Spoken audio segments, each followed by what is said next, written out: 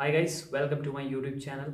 Today we will talk about why civil engineering branch is better than to computer science branch in 2024 and 25. Okay, so let's start the video guys. आज हम बात करेंगे computer science और civil engineering branch के बारे में. आपको कौन सी लेनी चाहिए, सिविल इंजीनियरिंग क्यों अच्छी ब्रांच है कंप्यूटर साइंस से. ओके, सो वीडियो को हम करते स्टार्ट. सो गाइस पूरी वीडियो देखना तभी आपको समझ आएगा. सो गाइस सबसे पहले मैं बात करूँ सिविल इंजीनियरिंग ब्रांच की. ये सिविल इंजीनियरिंग आपकी होती है 4 साल की. ठीक है. सो आपको सिविल में क्या बेनिफिट्स मिलता है, आपको क्या पावर देखने को मिलती है सिविल इंजीनियरिंग डिग्री की. सबसे बड़ी पावर आपको गाइस ये देखने को मिलती है, जो भी सिविल इंजीनियरिंग में प्रोजेक्ट्स होते हैं, गवर्नमेंट प्रोजेक्ट्स जो होते हैं, ठीक है, आपको उसका लाइसेंस मिलता है देखने को आफ्टर कंप्लीटिंग योर सिविल. आपको एक गवर्नमेंट कॉन्ट्रैक्टर का एक लाइसेंस मिलता है सिविल में. ठीक है, जिससे आप, वो काफ़ी बड़ा लाइसेंस होता है जिससे कि आप बिल्डिंग में काम कर सकते हो, बिल्डिंग के प्रोजेक्ट्स देख सकते हो, गवर्नमेंट बिल्डिंग के प्रोजेक्ट्स, और ब्रिजेस, गवर्नमेंट ब्रिजेस के आप प्रोजेक्ट ले सकते हो. गवर्नमेंट में जो हाईवे बनते हैं, नेशनल हाईवे आपने देखा होगा, रोड्स जो बनती है उसके आप प्रोजेक्ट्स ले सकते हो अगर आपके पास लाइसेंस है गवर्नमेंट कॉन्ट्रैक्टर का. ठीक है, वो एक सिविल इंजीनियर्स को ही मिलता है जो जिसके पास बीटेक हो. ठीक है, और आपको टनल के प्रोजेक्ट्स में आप काम कर सकते हो, आप टनल के प्रोजेक्ट ले सकते हो, गवर्नमेंट टनल के आप प्रोजेक्ट ले सकते हो. ठीक है, ये सब आपको तभी देखने को मिलता है जब आपके पास एक लाइसेंस हो ठेकेदार का, एक कॉन्ट्रैक्टर का. वो आपको तब मिलता है अगर आपके पास सिविल इंजीनियरिंग की डिग्री है. बिना डिग्री के भी मिलता है, बट आपको उसके लिए 10 साल 15 साल का एक्सपीरियंस होना चाहिए. बट आपकी ये 4 साल की डिग्री इतने में ही काम कर रही है. ठीक है ना, ये पावर होती है सिविल इंजीनियर्स की. वो बड़े बड़े नेशनल हाईवे के प्रोजेक्ट आप ले सकते हो. बट ये चीज़ें आपको कंप्यूटर साइंस ब्रांच में देखने को बिल्कुल नहीं मिलती है, वहाँ पे आपको कोई लाइसेंस नहीं मिलता है ऐसा. ठीक है. सो गाइज़ ये तो मैंने फर्स्ट बेनिफिट की बात करी. और दूसरा आपको क्या मिलता है इसमें बेनिफिट गाइज़, अगर आपको गवर्नमेंट ठेकेदार नहीं बनना है, गवर्नमेंट कॉन्ट्रैक्टर नहीं बनना है, क्योंकि गवर्नमेंट कॉन्ट्रैक्टर में क्या होता है कि आपको उसमें अब क्या होता है कि उसमें आपको पैसा लगाना पड़ता है अपनी जेब से. ठीक है, इन्वेस्टमेंट करनी होती है. अगर मैं बात करूँ दूसरी पावर आपको क्या मिलती है इसमें देखने को, जब भी आप किसी का घर बनाते हो प्राइवेट में, ठीक है ना, जब आप घर बनाते हो तो उसका नक्शा भी पास होता है, उसका मैप भी बनता है. ठीक है, उसमें जो साइन होते हैं ना गाइज, वो एक आर्किटेक्ट के होते हैं. ठीक है, उसमें एक पावर होती है आर्किटेक्ट के पास कि वो अपना साइन करे तब जाके वो घर का नक्शा पास होगा. ठीक है, किसी का भी अगर घर, जब आपने कभी भी अपना घर बनाया होगा तो नक्शा पास करने के लिए बाद या तो आप पास करने के लिए या तो आप आर्किटेक्ट के पास गए होंगे या तो आप सिविल इंजीनियर के पास गए होंगे. तो सिविल इंजीनियरिंग में आपको क्या देखने को मिलता है, अगर आपने बीटेक किया है आपको एक लाइसेंस देखने को मिलता है. अगर एज ए आर्किटेक्ट का भी उसमें आपको लाइसेंस मिलता है. जब आप कोई बिल्डिंग बनती है उसमें अगर आपको नक्शा पास करना हो तो आपका जो सिविल इंजीनियरिंग का लाइसेंस है और वो वहाँ पे भी वो चल जाता है. ठीक है, वहाँ पे भी आपको एक लाइसेंस मिलता है एज एन आर्किटेक्ट. वहाँ पे आप पास करोगे नक्शा, आपके साइन होंगे वहाँ पे एज अ सिविल इंजीनियर. ये लाइसेंस आपको वहाँ पे देखने को मिलता है. ठीक है, ये दूसरी पावर. ठीक है, क्योंकि घर तो आजकल हर कोई बना रहा है, ये तो यहाँ पे कोई इन्वेस्टमेंट नहीं चाहिए आपको. यहाँ पे बस आपको लाइसेंस के लिए अप्लाई करना है आफ्टर सिविल. ठीक है, आपको लाइसेंस मिलता है एज अ आर्किटेक्ट का. मतलब ये है कि आप साइन कर सकते हो किसी भी बिल्डिंग में, किसी का अगर नक्शा पास करना है घर का. ये ज़रूरत सबको होती है. ठीक है, ये चीज़ आपको कंप्यूटर साइंस में देखने को नहीं मिलती. ठीक है, तो ये दूसरा फ़ायदा है गाइस. तीसरा फ़ायदा, तीसरी जो पावर आपको देखने को मिलती है इसमें, ठीक है, वो मिलती है आपको एज ए स्ट्रक्चर इंजीनियर. ठीक है, आपने कहीं भी देखा होगा गाइस, जहाँ पे घर बन रहे हैं, हाई राइज बिल्डिंग बन रही है, 3 मंजिल से ऊपर कहीं आप घर बना रहे हो या होटल्स बना रहे हो, 5 स्टार होटल्स बना रहे हो या फ्लैट्स बना रहे हो. तो गाइस उसमें क्या होता है ना, स्ट्रक्चर इंजीनियर के साइन होना बहुत ज़रूरी है. बिना उसके वो बिल्डिंग पास नहीं होगी तो आप वो बिल्डिंग नहीं बना सकते हो. ठीक है, उसमें स्ट्रक्चर इंजीनियर की ड्राइंग लगती है. ठीक है, अब आप स्ट्रक्चर इंजीनियरिंग कैसे कर सकते हो, जैसे आपने बीटेक कंप्लीट की 4 ईयर की, उसके बाद आप स्ट्रक्चर इन एमटेक में आप अप्लाई कर सकते हो. 2 साल की आपको वहाँ से डिग्री मिलती है. ठीक है, आप एज ए स्ट्रक्चर इंजीनियर भी काम कर सकते हो. उसकी भी एक बहुत बड़ी पावर होती है. ठीक है, अगर किसी को फ्लैट्स बनाने हैं बड़े 5 मंजिल 6 मंजिल, तो उसको ज़रूर स्ट्रक्चर इंजीनियर की ज़रूरत पड़ेगी, उसके लाइसेंस की ज़रूरत पड़ेगी. ठीक है, उसके साइन होने चाहिए वहाँ पे. तो ये लाइसेंस आपको देखने को मिलता है स्ट्रक्चर में. ये सबसे बड़ी पावर होती है सिविल इंजीनियरिंग में. ये सबसे बड़ा लाइसेंस है सिविल इंजीनियरिंग में. ठीक है, तो आपके वहाँ पे साइन होते हैं और आप वहाँ पे ड्राइंग बनाते हो एज अ स्ट्रक्चर इंजीनियर. ठीक है, उसके लिए आपको एमटेक करना जरूरी होता है. और ये पावर आपको देखने को नहीं मिलती है कंप्यूटर साइंस ब्रांच में। 3-4 मंजिल से आप ज़्यादा घर बना रहे हो तो आप बना ही नहीं सकते without structure engineer, civil engineer, ठीक है। ये पावर आपको देखने को मिलती है सिविल इंजीनियरिंग में, ठीक है। ये अदर ब्रांच में आपको देखने को बिल्कुल नहीं मिलती है। ये लाइसेंस बस आपको ही मिलता है if you are civil engineer और स्ट्रक्चर इंजीनियर, अगर आपने एमटेक अपना किया है कंप्लीट। ये आपको एमटेक के बाद ही लाइसेंस मिलता है सिविल में, ठीक है। सो स्ट्रक्चर इंजीनियरिंग में जॉब भी हाई पेइंग होती है और आपको रिमोट जॉब भी इसमें मिल जाती है, वर्क फ्रॉम होम वाली, ठीक है। एक बार आप एक्सपीरियंस ले लो 2-3 साल। सो गाइज अभी मेरे पास है ये स्ट्रक्चर ड्राइंग, ये आप देख सकते हो। यहाँ पे स्ट्रक्चर इंजीनियर के साइन हुए ये आप देख सकते हो। मैं आपको लाइव फूड के साथ दिखाता हूँ। ये पावर आपको देखने को मिलती है स्ट्रक्चर में, ठीक है। 4 से 5 मंजिल का घर बना रहे हो तो यहाँ पे आप देख सकते हो पूरे साइन हुए हैं एक स्ट्रक्चर इंजीनियर के, ठीक है। ये पावर बस सिविल इंजीनियर को ही मिलती है, ठीक है। गवर्नमेंट से ये लाइसेंस मिलता है सिविल इंजीनियर को, स्ट्रक्चर इंजीनियर को, ठीक है। ये चीज़ आपको कंप्यूटर साइंस में देखने को बिल्कुल नहीं मिलती है, ठीक है। उसके बाद मैं एक और बेनिफिट्स की बात करूँगा गाइस इसमें। सिविल इंजीनियरिंग में क्या होता है कि वर्क फ्रॉम होम कम ही होता है, बट एक और नई टेक्नोलॉजी आई है कंस्ट्रक्शन में, ठीक है। उसे हम बोलते हैं BIM, बिल्डिंग इंफॉर्मेशन मॉडलिंग, ठीक है। BIM क्या है, अभी एक नई टेक्नोलॉजी कंस्ट्रक्शन में। वो सब कुछ आपको क्लैश डिटेक्शन कहाँ पे हो रहा है, कहीं पे कोई प्रोजेक्ट बनना है, लाइक कोई घर बनना है, वो पहले ही बता देगा कि यहाँ पे इतना क्लैश डिटेक्शन होगा, यहाँ पे मतलब घर में ये प्रॉब्लम आएगी, एरर आएगी, वो पहले ही बता देगा घर बनने से पहले, और कॉस्ट इफेक्टिव भी होता है, ठीक है। तो ये चीज़ें आपको देखने को मिलती है BIM में, जो नई टेक्नोलॉजी आई है सिविल में। उसमें एक एज सिविल इंजीनियर ही काम कर सकता है, ठीक है। अदर ब्रांच वालों को वहाँ पे नहीं लेते IT वालों को, ठीक है, जो मैंने देखा है। ये चीज़ आपको IT में देखने को नहीं मिलती है, ठीक है। उसमें आप after 2 year experience in BIM, अभी ये डोमिनेट कर रहा है, नया नया मार्केट में आया है, अभी बाहर कंट्रीज़ में ये अप्लाई हो रहा है। इसमें आप वर्क फ्रॉम होम भी जॉब कर सकते हो after 2-3 year experience in BIM, building information modelling, ठीक है। इसमें आप फ्रीलांसिंग भी कर सकते हो।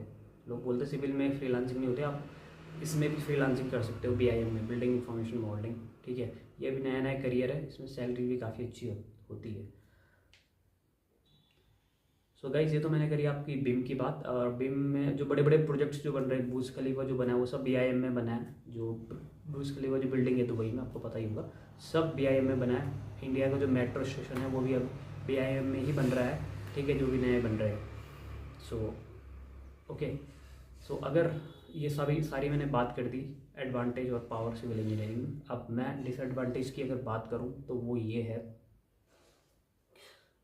नहीं एक और एडवांटेज अभी बचा है। आप सिविल इंजीनियरिंग में जब जॉब करते हो, आप साइट इंजीनियर की भी जॉब कर सकते हो, फील्ड जॉब आप कर सकते हो। अगर आपको कंप्यूटर काम पसंद नहीं, आपको सर दर्द होता है, तो आप फील्ड में भी जॉब कर सकते हो एज अ साइट इंजीनियर, ठीक है। आपकी हेल्थ एकदम सही रहेगी क्योंकि वहाँ पे आपका कोई कंप्यूटर काम नहीं हो रहा है, बट ये कि आपको धूप में आपको रहना पड़ेगा, और ठीक है, ये बेनिफिट होता है सिविल इंजीनियरिंग में, जो कि कंप्यूटर साइंस में आपको आप फील्ड वर्क बिल्कुल नहीं है, ठीक है। और गाइस एक लास्ट एडवांटेज ये है, अगर आपने सिविल इंजीनियरिंग करी है 4 साल की, उसके बाद आप IT में भी स्विच कर सकते हो। वो कैसे, उसके बाद आप 1 ईयर का कहीं से भी मतलब उसके लिए आपको स्किल्स होनी चाहिए कंप्यूटर मतलब IT में घुसने के लिए। लाइक आपने 4 ईयर का वो किया BTech कंप्लीट, आपको मज़ा नहीं आ रहा है कंस्ट्रक्शन में, आप चाह रहे हो कि आप IT में जाना चाहते हो, आप बिल्कुल जा सकते हो। उसके बाद आप IT के कुछ स्किल्स पे काम कर सकते हो। कैसे, उसके लिए आप फुल स्टैक डेवलपमेंट का कोर्स ले सकते हो, फुल स्टैक वेब डेवलपमेंट का, ठीक है। अगर आप ये करते हो 1 साल का, तो आपको IT में जॉब इजीली मिल जाती है, ठीक है। उसके बाद अगर आपके पास IT की डिग्री ना भी हो तो आपकी BTech की, सिविल की भी डिग्री वहाँ पे चल जाती है, ठीक है। ये अगर आपके पास डेवलपमेंट स्किल्स है जो IT में होती है, वेब डेवलपमेंट, ठीक है, तो भी आप एंटर कर सकते हो IT में, कोई प्रॉब्लम नहीं है। बट आपके पास स्किल्स होनी चाहिए, विदाउट स्किल्स आपको नहीं मिलेगी जॉब, ठीक है। बट आप एंटर कर सकते हो IT में भी, ठीक है। आप वेब डेवलपमेंट सीख सकते हो, उसके बाद आप उसके बाद AI सीख सकते हो, डेटा साइंटिस्ट, डेटा एनालिस्ट में भी आप जा सकते हो। आप 1 साल का कहीं से नॉर्मल कोर्स कर सकते हो, ठीक है। ऑनलाइन काफ़ी प्लेटफॉर्म्स है, आप डायरेक्ट IT में भी इनरोल कर सकते हो। ये बेनिफिट्स है सिविल से, IT में भी आप जा सकते हो। बट कंप्यूटर साइंस ब्रांच से आप सिविल इंजीनियरिंग में नहीं जा सकते हो, बट आप थोड़ा बहुत प्राइवेट काम देख सकते हो, बिल्डिंग बनाना, बट आपका लाइसेंस वगैरह आपको कुछ देखने को नहीं मिलता है कंप्यूटर साइंस में, ठीक है। यहाँ से आप जा सकते हो IT में सिविल इंजीनियरिंग ब्रांच लेके, बट आईटी से आप सिविल इंजीनियरिंग में नहीं आ सकते हो, ठीक है। सो ये मैंने बात करी सारे प्रोस की। अब मैं कॉन्स की बात करूँगा, डिसएडवांटेज की सिविल इंजीनियरिंग में। गाइज इसमें ना की जॉब होती है ना गाइज, वो आपको मिलना बहुत टफ होती है, ठीक है। इंडिया में बहुत टफ होती है। मैंने देखा है अगर आप अप्लाई करते हो ना ऑफ कैंपस, आपने कॉलेज ख़त्म किया है बीटेक, सो आपको जॉब मिलना साइट इंजीनियर की बहुत टफ होती है गाइस, सिविल में मिलना सच में बहुत टफ होती है, किसी किसी को तो मिलती ही नहीं है जॉब। हाँ, रेफरेंस से आपको ज़रूर मिल सकती है, अगर आपकी सेटिंग है, आपके पापा कहीं नेता होता है पॉलिटिक्स में, आपको जॉब मिल सकती है फिर, ठीक है। बट जॉब मिलना बहुत मुश्किल होती है, ठीक है। इंडिया में, इंडिया के बाद बाहर कंट्रीज़ में आपको मिल जाती है, जो यूरोपियन कंट्रीज़ है वो भी तब मिलती है वहाँ पे आपकी डिग्री होनी चाहिए उसी कंट्री से। बट इंडिया में बहुत मुश्किल होता है सिविल में आपको जॉब मिलना, ठीक है। अगर आपको जॉब मिल भी जाती है, आपकी सैलरीज बहुत कम होती है गाइस इंडिया में। एक साइट इंजीनियर, सिविल इंजीनियर की आफ्टर 2-3 एक्सपीरियंस आपको सैलरी मिलती है 30,000 40,000 रुपये पर मंथ, ठीक है। ये मैंने देखा है, अगर आपकी सेटिंग है तो आपकी सैलरी ज़्यादा होती है। बट वहीं आईटी में आपकी सैलरीज काफ़ी ज़्यादा होती है आफ्टर 2-3 ईयर एक्सपीरियंस के बाद, ठीक है। 10 लाख टू 15 लाख का पैकेज आपको मिलता है। बट सिविल इंजीनियरिंग में जॉब पैकेज कुछ नहीं होते, जीरो होते हैं इंडिया में, बहुत बुरे हाल है, ठीक है। अगर आप आईआईटीज़ और एनआईटी कॉलेज से हो देन आपको अच्छे पैकेज मिल सकते हैं, आपको ग्रोथ मिल सकती है। बट अगर आप टायर 3 टायर 4 कॉलेज से हो, भाई आपको कोई ग्रोथ देखने को नहीं मिलेगी, मैं बता रहा हूँ। सिविल इंजीनियरिंग में इंडिया में जॉब के लिए कोई ग्रोथ नहीं है। इसमें करना 1 साल जॉब करना अगर करोगे भी इसमें, देन आप डायरेक्ट अपने बिजनेस के लिए अप्लाई कर सकते हो। As a contractor, private contractor आप काम कर सकते हो, अच्छा आप पैसा कमा सकते हो इसमें। सो गाइस, अगर मैं बिज़नेस की बात करूँ, आप कंस्ट्रक्शन में बिज़नेस भी कर सकते हो अपना सिविल इंजीनियरिंग में। लाइक एक तो कॉन्ट्रैक्टर में आप काम कर सकते हो गवर्नमेंट प्रोजेक्ट लेके, दूसरा क्या है कि आप प्राइवेट प्रोजेक्ट लेके भी काम कर सकते हो। कैसे? सपोज़ किसी का घर बन रहा है 1 करोड़ का, सो आप उसमें कम से कम नहीं भी तो 8 से 9 लाख रुपए आप इजीली उसमें बचा लोगे, ठीक है। ये मैंने मिनिमम रेट बोला है, ओके। अगर आपके पास ऐसे 3-4 प्रोजेक्ट मिल गए तो आप कम से कम नहीं भी तो साल का 20 से 30 लाख रुपए कमा लोगे, अगर आप अकेले काम कर रहे हो, अगर आपके पास सारी स्किल्स है, आपको सारा काम आता है, ठीक है। ये मज़े होते हैं सिविल इंजीनियरिंग में। और अगर आप इसमें बिज़नेस भी कर सकते हो। और दूसरा क्या है कि गाइस, इसमें क्या होता है कि सपोज़ आपको 1 करोड़ का कहीं प्रोजेक्ट मिला, ठीक है। उसके बाद जब आप इसमें बिज़नेस करते हो ना, आपको साइट देखने बस मैक्सिमम 1 से 2 घंटे जाना होता है, ठीक है। बाकी आपके लेबर्स काम करते हैं वहाँ पे, कॉन्ट्रैक्टर आपके काम करते हैं वहाँ पे, आपके नीचे भी कॉन्ट्रैक्टर होते हैं, लेबर कॉन्ट्रैक्टर, ठीक है। तो ये इस टाइप के आप बिज़नेस कर सकते हो सिविल में, ठीक है। और आप सपोज़ आपके पास, आपको ज़्यादा पैसा कमाना है 50 लाख रुपये साल का, ठीक है। आपको फिर 4-5 करोड़ का काम करना पड़ेगा, ठीक है। सपोज़ 2 करोड़ का आप एक बिल्डिंग कहीं बना रहे हो, 3 करोड़ की आप बिल्डिंग कहीं और बना रहे हो, आपके पास 2 प्रोजेक्ट है, आप 50 लाख रुपए इजीली 1 साल और 1.5 साल के अंदर कमा लोगे आराम से। आपका पैकेज लग जाएगा जैसे आईटी में लगता है, ठीक है।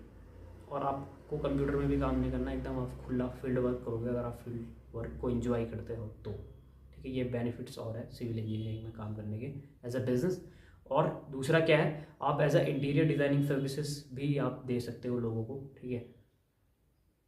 खैर इंटीरियर डिज़ाइनिंग में तो खैर कोई भी घुस सकता है, बट आप भी इसमें सिविल इंजीनियरिंग में ये सर्विस भी आप दे सकते हो as a interior designing. Interior designer भी काफ़ी अर्न करते हैं, वो भी सपोज़ 1 करोड़ का मकान बना रहे तो वो कम से कम, कहीं इंटीरियर कर रहे हैं 1 करोड़ का, तो मिनिमम 10 से 12 लाख रुपए वहाँ पे भी सेव होता है, ठीक है। आप डिज़ाइनिंग में भी काम कर सकते हो, आप डिज़ाइन लोगों को, घर के डिज़ाइन लोगों को वहाँ पर बना के दे सकते हो। जैसे आप 3D किसी का घर बना रहे हो तो उसके आप चार्जेस ले सकते हो 7 से 8 हज़ार रुपये।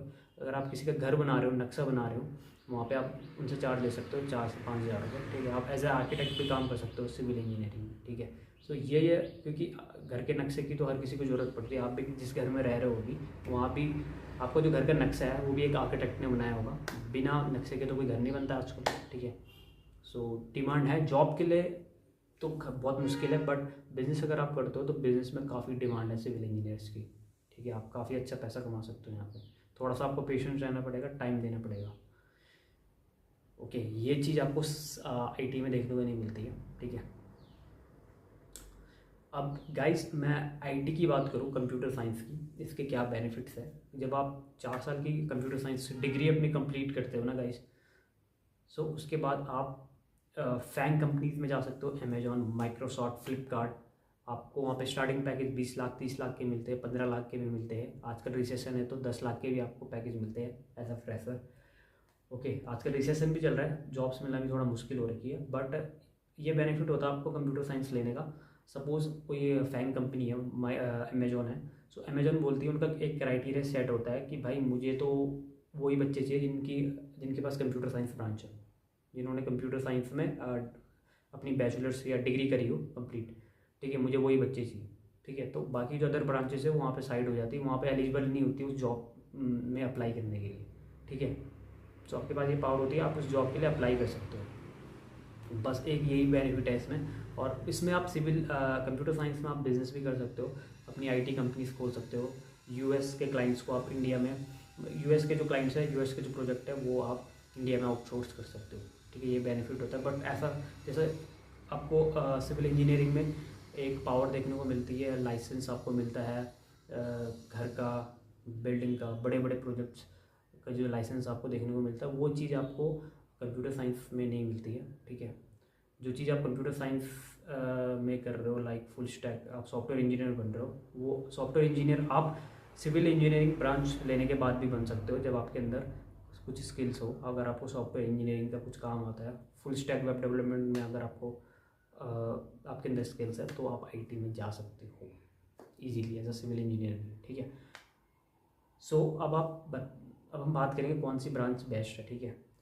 सो गाइस देखो, अगर आपके पापा पेरेंट्स पॉलिटिक्स में अच्छे लिंक्स है आप लोगों को, ठीक है, तो आप डेफिनेटली सिविल लो, आप बड़े बड़े प्रोजेक्ट्स ले पाओगे, ठीक है।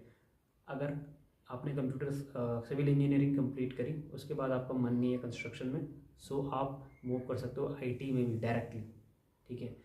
वहीं अगर मैं कंप्यूटर साइंस ब्रांच की बात करूँ, आपने अगर कंप्यूटर साइंस ब्रांच ले रखी हो,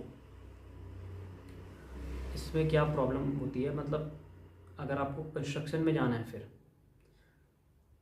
तो आप कंस्ट्रक्शन में स्विच नहीं कर सकते हो, आपको कोई लाइसेंस देखने को नहीं मिलता है गाइस कंप्यूटर साइंस में, ठीक है। आप बस एक ही फील्ड में काम कर सकते हो अपनी कंप्यूटर साइंस में। अगर आप क्लियर हो, आपको कोई कन्फ्यूजन नहीं है, आपको भाई कंप्यूटर साइंस सॉफ्टवेयर इंजीनियर ही बनना है, सो आप बेशक कंप्यूटर साइंस ब्रांच लो, ठीक है, आपको सिविल में आने की कोई ज़रूरत नहीं है, ठीक है। अगर आप थोड़ा कन्फ्यूज हो दोनों में से कौन सा, तो बेशक आप सिविल लो, आप सिविल के बाद आईटी में भी मूव कर सकते हो, ठीक है। और आईटी जॉब में थोड़ा सा ये बेनिफिट्स है, आपको रिमोट जॉब पे मिलती है, US base, $30,000 like 30 lakh rupees per year. आप वर्क फ्रॉम होम कर सकते हो, वर्क फ्रॉम माउंटेन कर सकते हो, ठीक है। जो कि ये चीज़ें आपको कंप्यूटर साइंस में देखने को, सिविल इंजीनियरिंग में देखने को नहीं मिलती guys, okay. So guys thank you for watching this video, ठीक है। और वीडियो अपने दोस्तों के साथ ज़रूर शेयर कीजिए जो कंफ्यूज है इन दो ब्रांचेस में, बट दोनों ही ब्रांच बहुत डोमिनेट कर रही है मार्केट को, ठीक है। इन दोनों ब्रांच के अलावा कोई और ब्रांच लेना मुझे उतना अच्छा नहीं लगती, क्योंकि सिविल में आपको गवर्नमेंट जॉब से भी काफ़ी देखने को मिलती है, ठीक है। So guys thank you for watching this video.